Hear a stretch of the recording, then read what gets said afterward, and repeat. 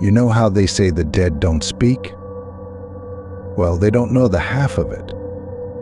Valentine's Day used to be me and Jenna's thing. But since the accident, I've been just going through the motions. Then, this last Valentine's, something strange happened.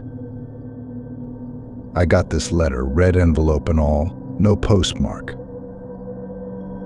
Inside, her handwriting, Jenna's handwriting, clear as if she'd penned it yesterday.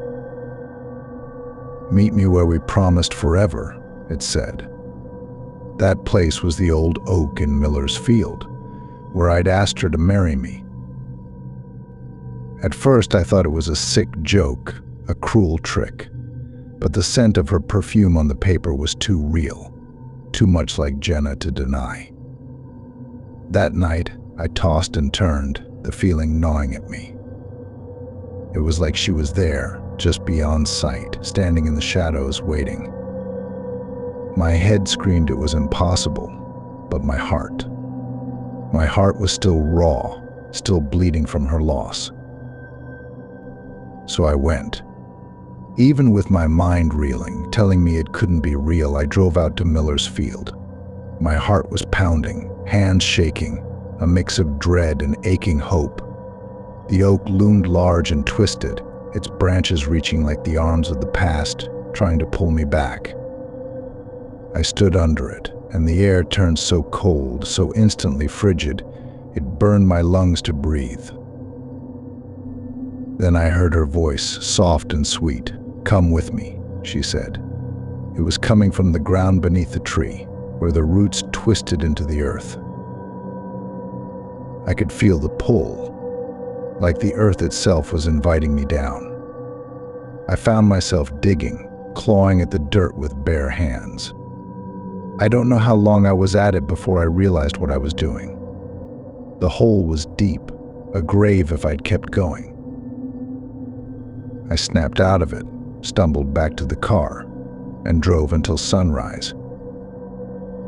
I burned the letter the next day, but the ash didn't erase the questions. Where did it come from? What was that voice? Was it grief, clutching at my sanity, or something else? Something that lingered where we'd promised forever? Now when Valentine's comes, I leave town, put miles between me and that tree. But even with the distance, sometimes in the stillness of night, I still hear her, whispering, "Come with me." I lay awake, wondering if love can bridge the gap between life and death, or if the grave's pull was just my heart, refusing to let go. Each rustle of leaves, every creak of the house, I'm listening. For her, or for my own mind playing tricks. I guess I'll never know. But I do know one thing. Some letters are better left unopened. It was Valentine's, and the whole town was buzzing about the annual ball at the old Marston house, now a dusty museum of a bygone era. I never cared much for dances, but my friend Laura had this thing about living life, saying, "You gotta show up to blow up." So there I was, dressed up and feeling awkward in the grand hall that hadn't seen a crowd since forever. The chandeliers dim, the music a scratchy record from who knows when. That's when I saw him. This guy, out of place in an old-timey suit that screamed 1920s. But he had this charm, you know? He asked for a dance, and I figured, why not? His hands were cold, sent shivers down my spine, but his eyes, they were warm. Kind. We swayed to the music, and the room spun away until it was just us, dancing in a spotlight that didn't exist. "Enjoying the night?" he asked, his voice a distant echo. "Sure," I lied, trying not to step on his shoes that looked too new for their old style. He smiled, and I could swear the room got colder. "Glad to hear. I've been waiting a long time for this." The song ended, and I stumbled, dizzy from the spins. "Need some air?" he asked, but I shook my head, wanting to sit down and gather my wits. That's when Laura found me, her face pale. "Who were you dancing with?" she asked, eyes wide. "Just some guy," I said, looking around, but he was gone like a shadow at noon. "No," she insisted, pulling me to a painting on the wall. "Him." It was the guy, all right, but not in a photo. In a painting labeled Jonathan Marston Founder, and the date. It was 100 years ago. We left in a hurry, my heart racing a marathon. I didn't believe in ghosts, but there's no denying the chill, the way the music seemed to follow us out, or the empty space on the dance floor where no dust had settled. Every Valentine's since I skipped the ball. I don't know who or what I danced with, but when the wind howls just right, I can hear a violin and feel the ghost of cold fingers on my back. It was supposed to be a Valentine's joke, nothing more. Ellie had found this love potion recipe in some dusty old book at the thrift store and thought it would be a laugh. Mix a bit of this, a drop of that. Nothing harmful, just kitchen spices and a splash of red wine. We chuckled as we stirred the pot, the steam rising sweet and spicy. To us, we toasted, downing the warm concoction. It was supposed to make our evening one for the books. And oh, did it ever, just not the way we expected. That night, as we cuddled on the couch, the air shifted. The walls of our cozy living room seemed to pulse, and a chill crept up my spine. Ellie's laugh faded into a look of terror. She felt it too, something unseen coiling around us. We tried to shake it off, but the potion had awakened something. A presence that fed on our giggles, our tender touches, and as it fed, it grew. The room darkened, and shadows danced across the walls. Not our shadows, something else's. Fear replaced affection. The more we panicked, the colder the room grew, the tighter the unseen grip became. We clung to each other, not out of love, but out of sheer terror. Our whispered I love yous, not sweet nothings but desperate pleas. Morning came, and the presence receded, leaving us exhausted, hollow-eyed. We didn't dare speak of it, afraid that giving it words would bring it back. But the love potion's curse lingered, a specter at the edge of every laugh, every kiss. We don't mess with homemade recipes anymore. Valentine's Day is just another day on the calendar now. We hold each other a little tighter, not just out of love, but out of remembrance of that night when something hungry came calling, and how close we came to being consumed by more than just our love. Me and Marie, we always liked those spooky legends, you know. So when we heard about Lover's Leap, this cliff over the sea where folks used to propose on Valentines, we had to check it out. They say some loves didn't end too well there, with hearts broken deeper than the fall. We found the spot on a chilly Valentine's Day, the sea below roaring like it was calling out. The legend was, if you stood at the edge, you could hear whispers of the ones who jumped. Morbid, yeah, but we were into that thrill. The overlook was nothing but a ragged edge with a rusted metal railing that felt as old as the stories.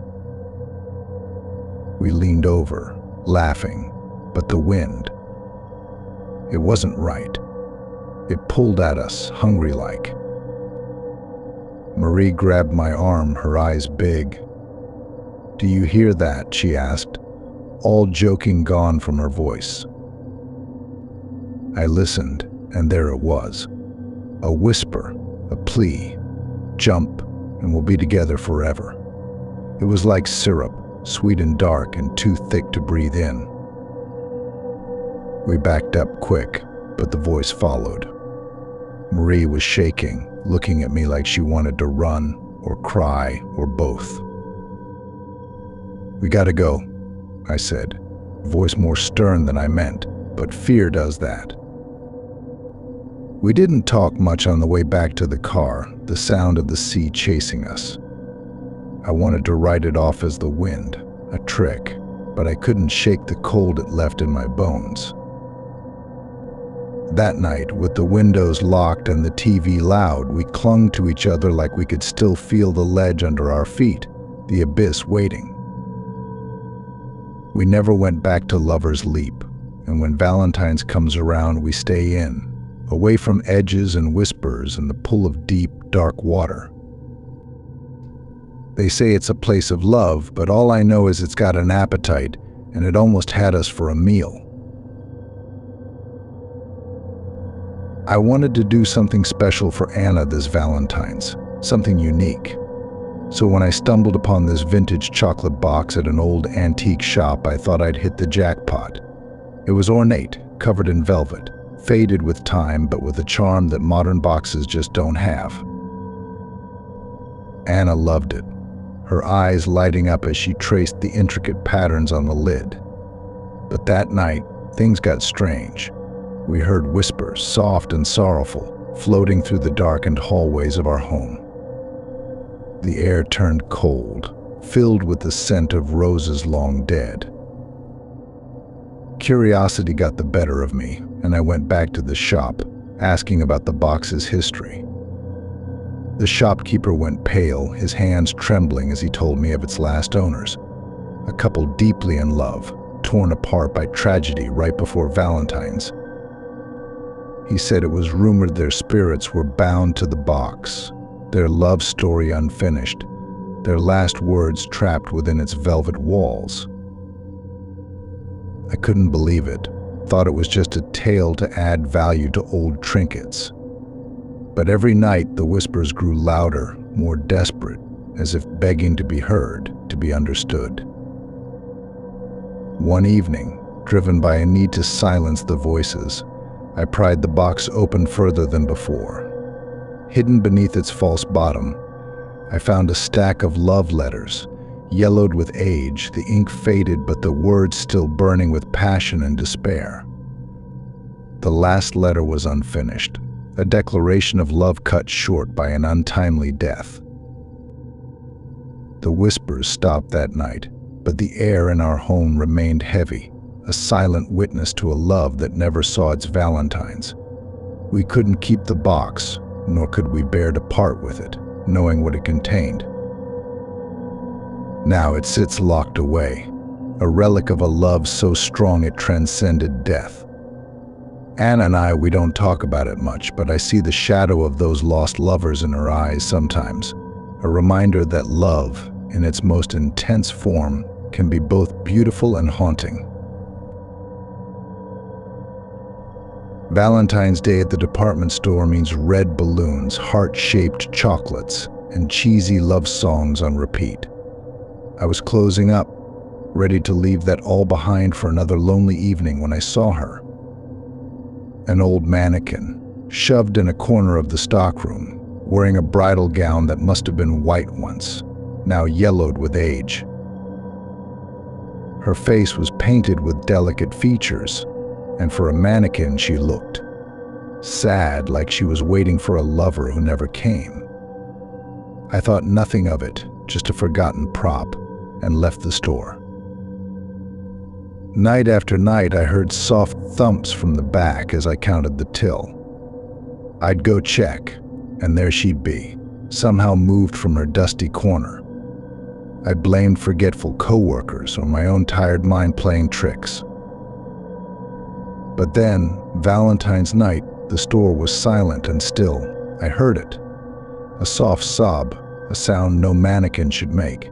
I edged closer, and there it was again, a cry stifled by years of silence.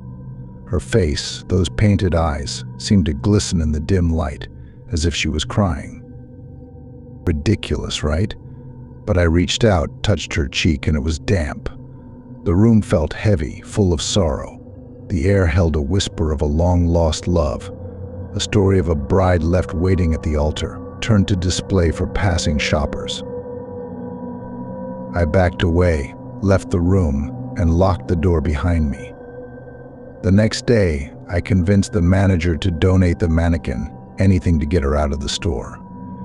But when we opened the stockroom, she was gone, the bridal gown a heap on the floor, and on top, a single, dried-up rose.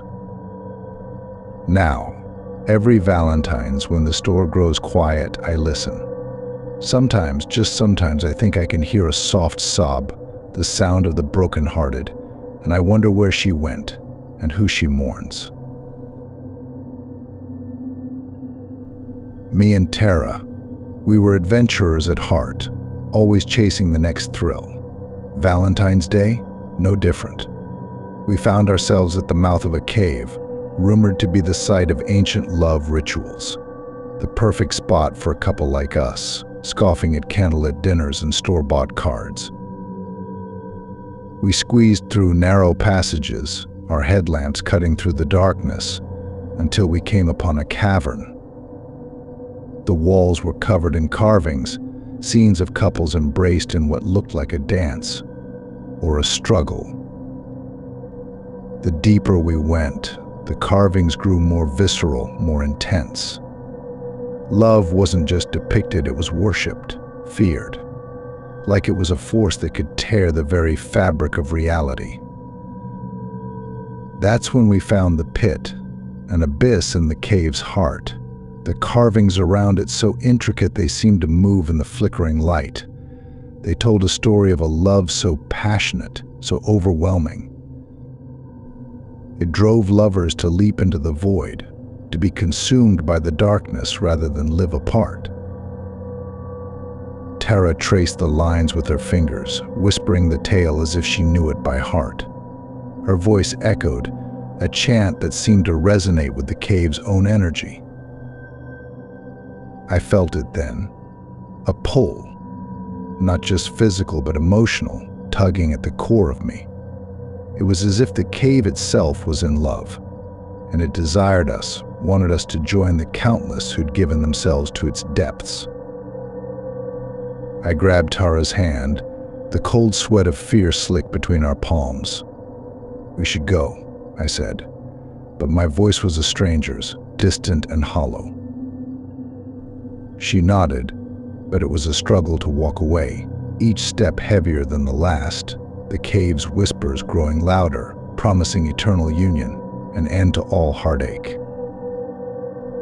We emerged into the twilight, the cave's mouth a silent scream behind us. We don't talk about what we felt in there, but sometimes in the dark, I feel the abyss calling, and I pull Tara close, terrified of a love that could swallow us whole.